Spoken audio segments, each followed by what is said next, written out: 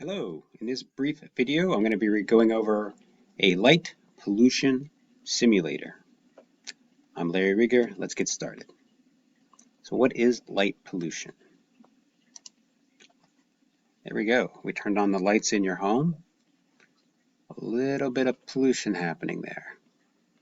Where else can we find light pollution? Maybe we have an outdoor light.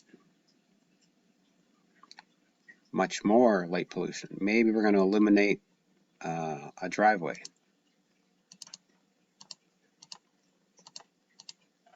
There's another one.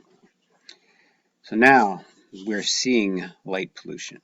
What can we do to reduce light pollution? One, we can always lower the lighting to where it's actually needed, because we don't really need to illuminate the top of the porch or the side of the house. We could lower it.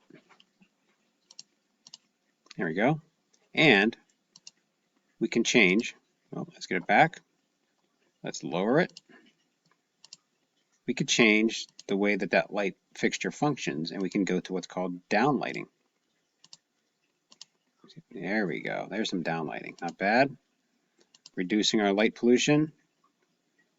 There, at least that light pollution is not going up into the sky, at least it's just horizontal, or we can get it right down on the walking surface. Maybe that's not enough light, just add another light, reduce its height, change it to downlighting. Now we've illuminated a walkway, possibly a parking space or an automobile, and we have less light pollution.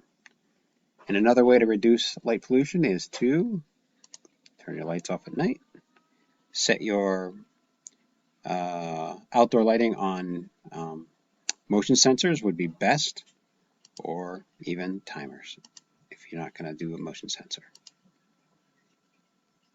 That's an example of light pollution and how to reduce it. Have a good day.